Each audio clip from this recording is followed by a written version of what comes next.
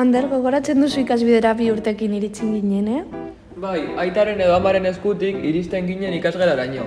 Eta han zeuden Natalia eta Maia. Irribarrez eta maitasunez hartzen gintuzten beti. Nik gogoan dut jendokira joaten ginenean. Hasieran kosta egiten zitzaigun jaistea, baina gero ohitu egiten ginen eta pozik joaten ginen.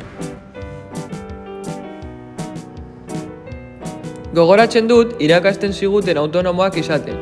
Amantala janzten eta kentzen, eta bere lekuan ipintzen irakasten ziguten.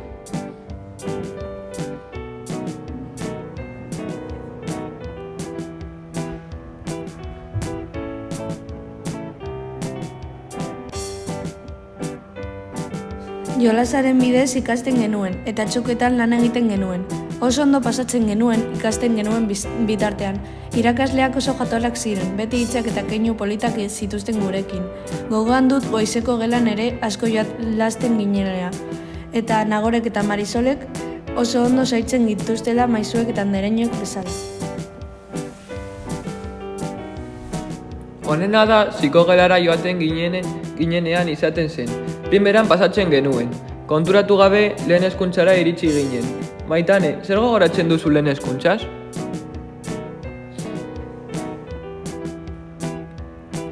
Terrazan heziketa fisikoa egiten genuelan gogoratzen dut gehien. Eta ikasgelako saioetan ere asko ikasi genuen, proiektu batzuk oso ondo atera zitzaizkigula gogoratzen dut. Plastikan eta musikan sormena asko lantzen genuen. Nik gainera gogoan dut eskolaz kanpoko gitarra jarduera batean ere parte hartu nuela. Nire beste lagun batzuek aldiz nahiago zituzten multikirolara egitea edo margolanetan aritzea, edo hizkuntzetan. Izan ere, hileak jarduera asko antolatzen ditu eguerdi eta arratsaldez. Eta gogoratzen dituzu gimnasio saioak? Bai, Aitor eta Joana oso muntaia divertigarriak prestatzen zituzten. 3. eta 4. mailan ere igerilekura joaten ginen. Garai divertigarria izan zen, eta lagun onak egin ginen ikasgelako jendearen artean. Ikasbiden ondo tratatzen irakasten digu.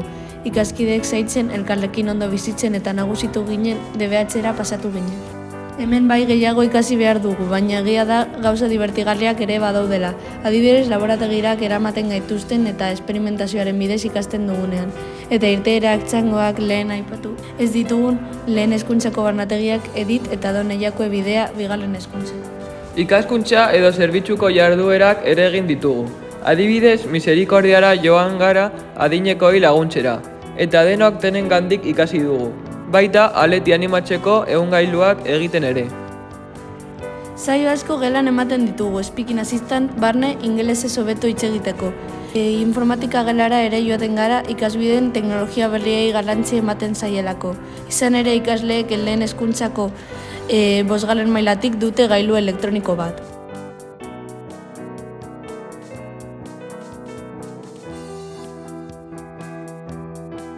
Teknologiako saioetan ere gozatzen dugu. Ikasgai honetan zein beste batzuetan taldeka proiektuak egiten ditugu.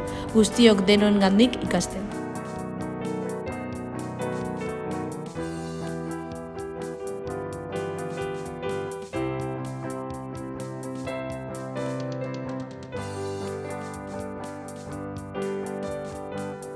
Jo, baina hau da gure azken ikasturtea.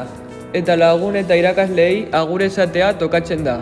Eskerrak eman nahi dizkiegu eta faltan botako ditugula esan, ikasbide beti gure bihotzean.